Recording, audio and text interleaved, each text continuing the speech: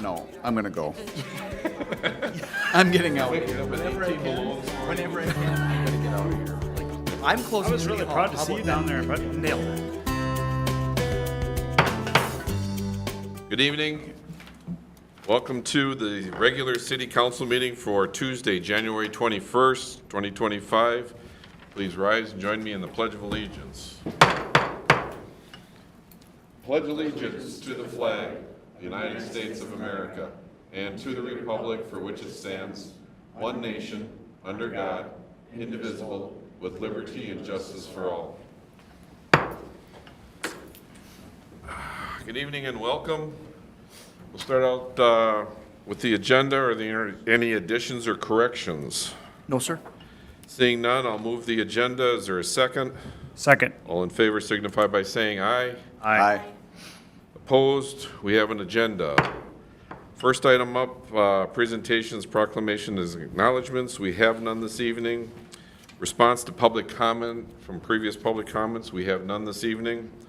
And the first item is our public comment. Anyone wishing to speak to the council or comment may do so at this time. Please come to the podium, state your name and address, and your question or comment.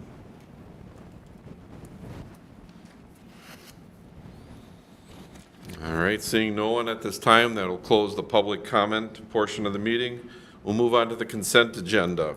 Item 6, we have bills listings, minutes for our January 7th regular and work session, the award to Brockway Pond contract, deed redevelopment grant resolution of support for the Falcon project, the 2025 joint powers agreement, solid waste and recycling coordinator that we have with, besides Rosemount, Hastings, and Farmington, renewal of the Schaefer Contracting small scale, renewal of Dakota Aggregates large scale mineral, renewal of Carl Bolander and Sons small scale, and I got another one in here, Vestra and StoneX LLC for renewal of its small scale mineral extraction permits. We have approval for council travel, renewal of the Semstone interim use permits for its primary and seasonal concrete facilities, approval entry into JPA for Biscayne and CS, County Road 42 right-of-way purchase. This is for the middle school that will be coming in 2027. The amendment to the 2025 schedule of rates and fees. This was due to the recent state surcharges that were added to us. City code amendments, administrative citation fees for code enforcement, donation acceptance from Kaiser Manufacturing, the amount of $1,860 for clothing expenses related to patches for our police department, pay equity compliance report, receiving that for council. Are there any council member wishing to pull any of these items for further discussion or comment? Yep, want to pull item Q. Okay. Pay equity. Any other items? All right, so would someone like to move the consent agenda items A through Q, A through P, Q being held for further discussion? So moved. Is there a second? Second. I have a motion by Tyson, second by Klimpel. Roll, please. Essler, Aye. Limpel, Aye. Weisenfeld, Aye. Tyson. Aye. Consent agenda items A through P are approved 5-4-0, and we'll move to pay equity compliance report Q. Councilmember Essler. Yeah, I just wanted to I wanted to pull this one, the pay equity compliance report. There were 4 items. We do, there's a compliance test on 4 of them. The 4th one, we didn't pass. So wanted to get a little bit of understanding of what are the ramifications, what are the consequences, what does that mean? Yeah, thank you, members of the council. I can take a stab at that one. And so just by way of background, every 3 years, the city is required to submit a pay equity report to the Minnesota Office of Management and Budget in its analysis to ensure that pay classes are staying competitive and equitable across gender types. And so the long and short of it is the fourth test there looks at things like longevity, pay ranges, salary scales, things of that nature. And we have had some long-term requirements or long-term retirements from folks in high-ranking positions that were of the female gender that have put us in a challenging spot with that. However, what we've done is submitted a letter and a report or a response back, I should say, to the Office of Management and Budget to kind of talk about the reasons why we believe that we've made our correct effort there in compliance with the law. We just don't have the ability to make the numbers eke out the way they're supposed to. And a lot of it is connected also to the changes driven by our recent compensation studies. So we broadened out the pay ranges. We increased the amount of steps across the pay structure from 6 to 8. So folks are reaching their top step at a later time, 2 extra years. And so to your question on ramifications, there are some daily penalties that could be problematic if they were imposed. We don't expect them to be imposed by the state of Minnesota, and we would certainly be talking through that with them. We believe that our submission of our logic behind why we can't meet that test is very sound and will be well received by the state, and it really becomes kind of a discussion and a negotiation conversation with the state to let them understand the nuance of a Rosemount specific situation. So beyond a penalty, you could be not eligible for some state funding, of which we don't utilize really anyway. So very small challenge there, but something that we want to come into compliance with, or at least explain the reason why we just physically can't change the way our city is structured, and that's just the reality of how we're structured. So nothing nefarious that we're doing, but just the reality of the boots on the ground situation in Rosemount. So you submit the response, and they say thank you, they check their box that we've responded, and I think the response no will open up a consequences? conversation to say, okay, most are submitted and it's kind of just, passed through. Rosemount's going to take some conversation and some time, and so then we'll engage in that conversation. And then what actions? They'll talk about next steps, right? Yeah, the state will help guide us through next steps. They've been in these situations before. They can help us come into compliance and meet the number. Great. all right, thank you. Yeah. Would you like to move the action for the pay equity compliance report? Somebody can go ahead. Well, I'll make a motion to approve the 2025 Pay Equity Compliance Report for 2024 compliance. Is there a second? Second. Have a motion by Tyson, second by Essler. Roll, please. Klimple, Aye. Weisenthal, Aye. Tyson, Aye. Essler. Aye. That completes 6Q 40, approved, and completes all of item 6. We'll move on to item 7, public hearings, which we have none this evening. We'll move it to 8 for unfinished business, which is the report on the annual evaluation for the city administrator. This is a share out of a closed door session that we had with Mr. Martin. Would you like to provide your evaluation? I would love to provide my evaluation. Thank you, Mayor, members of the council. Yeah, as the mayor mentioned, the city council met in closed session 2 weeks ago, and so Minnesota State Statute 13D requires that we would submit a summary of the conclusions reached at that closed session. And so I will say that we had a great conversation about my 2024 performance here at the city. Really substantial conversation, a lot of kind of wide-ranging topics were covered. I appreciated the council's feedback. So HR manager Jamie Isaac provided each council member with an ability to submit a digital survey of my performance review. That was completed, and as shown in the packet here, we've got 7 areas of performance that I was graded on a scale of 1 to 5, and so good numbers there, and we kind of compared those back since my tenure here starting in 2017, and have seen growth across pretty much all of those categories. And so, like I said, I look forward to the conversation every year. Appreciated the feedback from the council. It's very valuable to me, and shared out with the team as well. Some really positive feedback the council provided of their pleasure with how this staff is performing and the success that has been seen across the city. And it's not a me thing. It's a we thing. And this is a great team. And to that end, we'll talk about that again at the goal setting session in a couple of weeks. But positive conversation, positive result, and can talk about it further if you'd like. All right. Any comments or follow-ups from the council? Yeah, I think the scores that are reflected here obviously reflect the good, solid work that you do. The other the trending is also pretty amazing. Like every year it ticks up.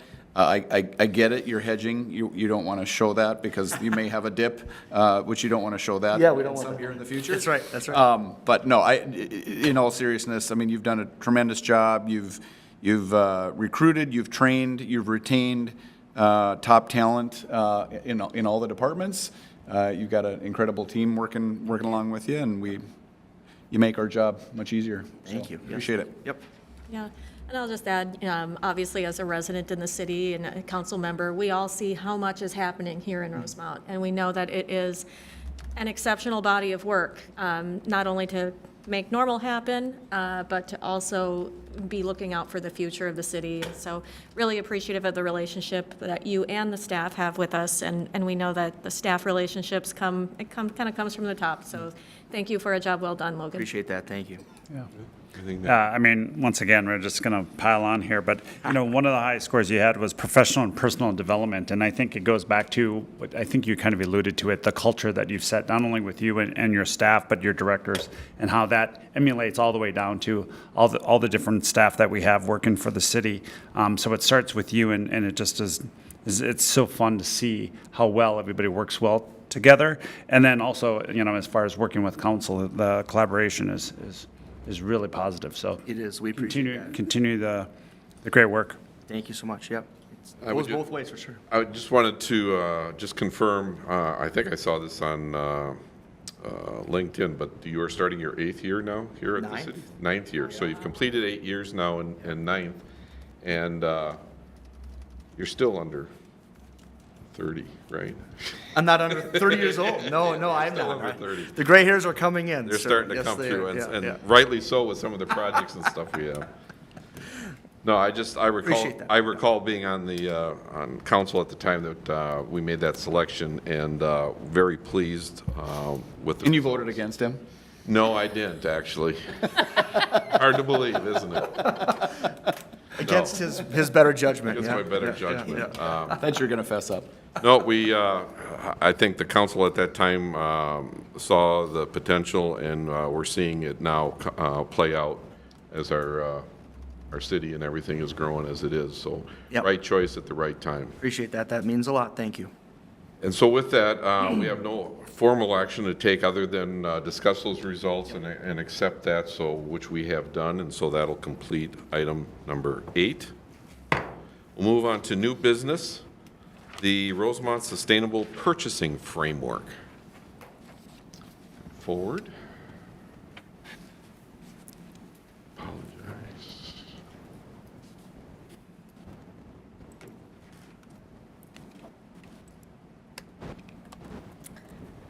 Hello, I'm Jane Barron. I'm the stormwater specialist here at the city, and then this is Violet Penman, our solid waste and recycling coordinator, and we're just going to have this quick presentation before discussion. I'm going to give a really quick overview of kind of how we got to this policy, and then Violet's going to talk about the policy itself in further detail. So, Rosemount has been a Green Step city since 2012. Green Step Cities is a challenge recognition and assistance program that aims at helping cities meet their sustainability and quality of life goals.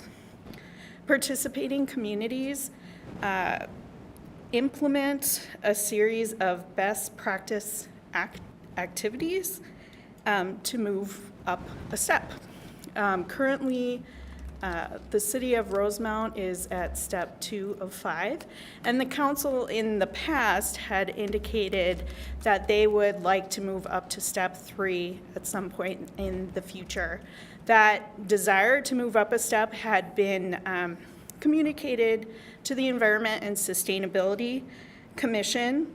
They did a review, and one of the actions that the city is missing that is required for us to move up to step 3 is best practice action 15.1, adopt a sustainable purchasing policy.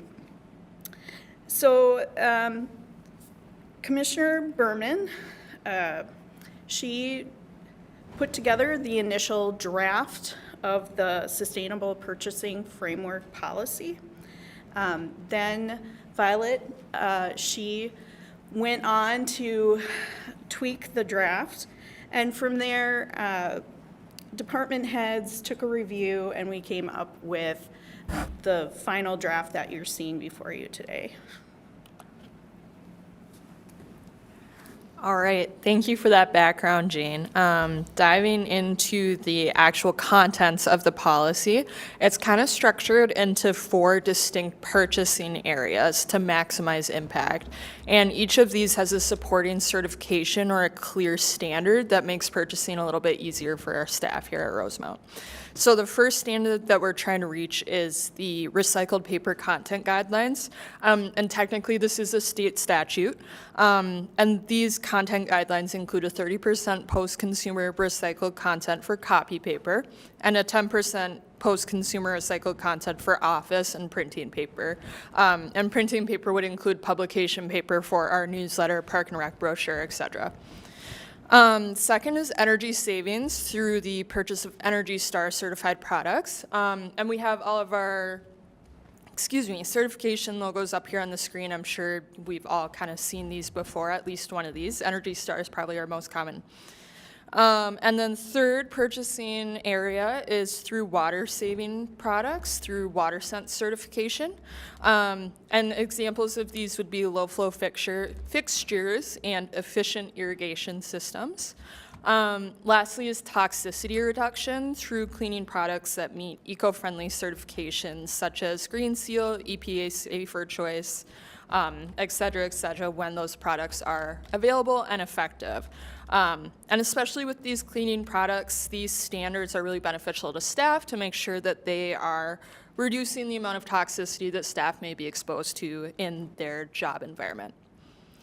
So beyond the actual purchasing aspects, those 4 sort of main areas here, we have a couple of other reduction strategies to help reduce waste at the source. So the first one is decreasing paper use and requiring that all communication be electronic, i.e. emails, or as you see me and Jane are using our phones today for our notes, when that's possible. Another is repairing products and supplies to extend the usability. That really applies to electronics, fixing them where we're able to. Lastly is choosing reusable, recyclable, and compostable products when we're able to at city-sponsored meetings and functions. So a couple of other things to note about this policy here is that contractors are not subject to this, so this wouldn't apply to any sort of road projects, any sort of building construction, nothing like that. It's all internal for our use. Excuse me.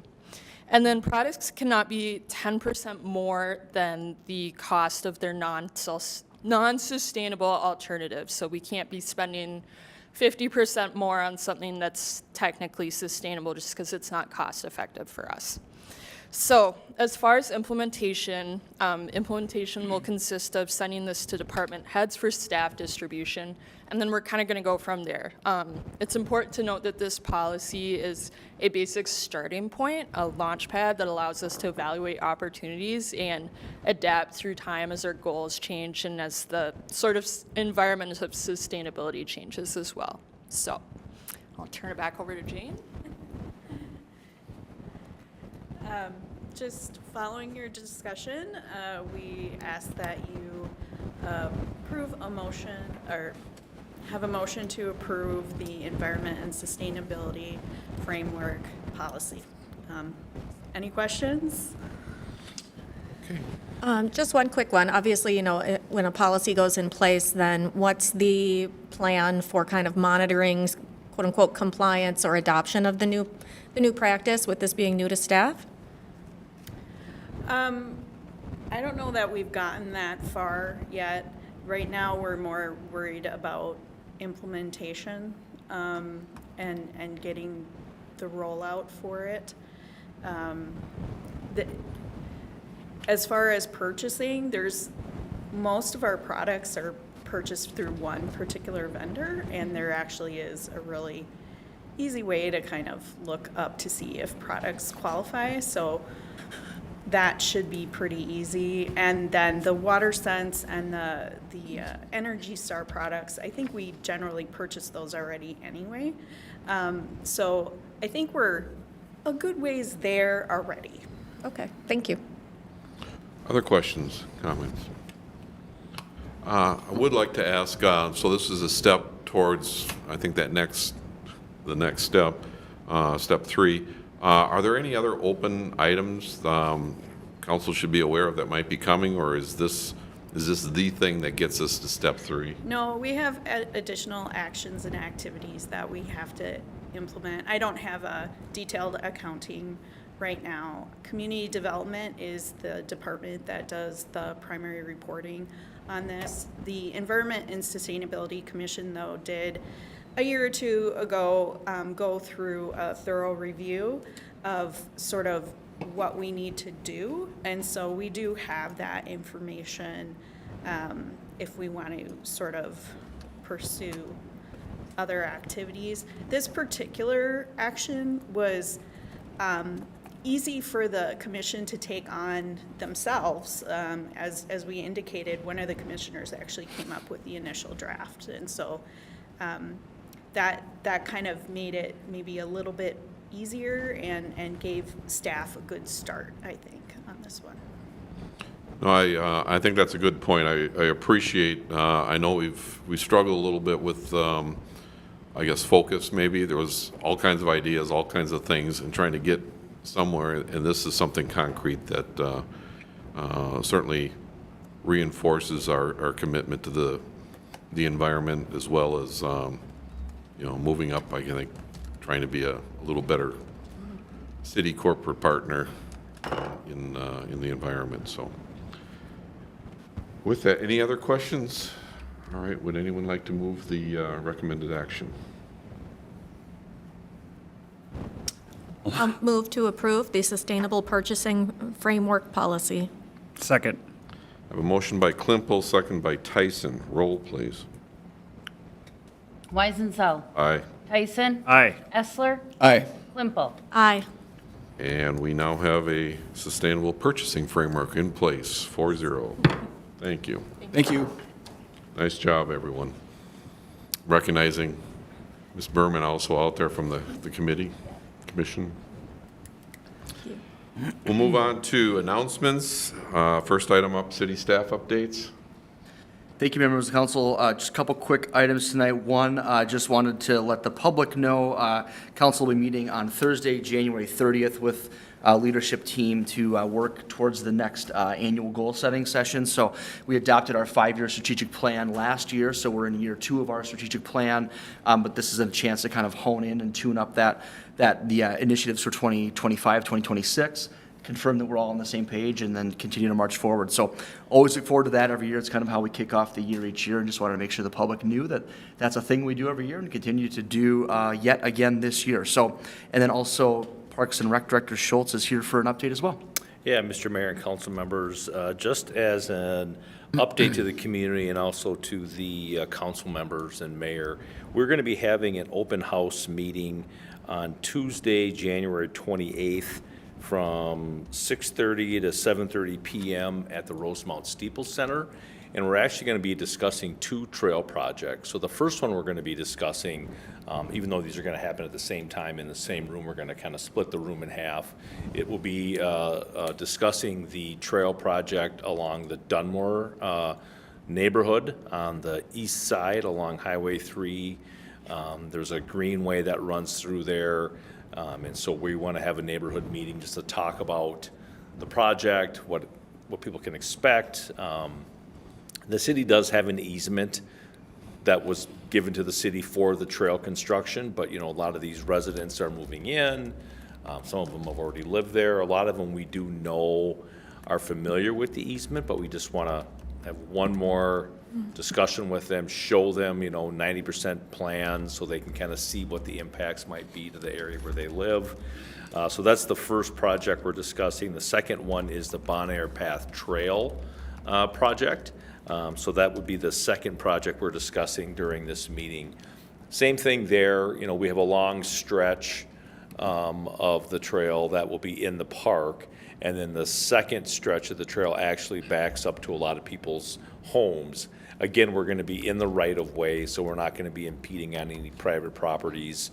We're not going to be impacting their landscaping and things like that. It's just that we want to have that neighborhood open house to kind of share with them what the plans look like, what the timing is, and just see if they have any questions before we get any further with the plans that we're working on for this. So that is the update. Thank you. Any questions for staff?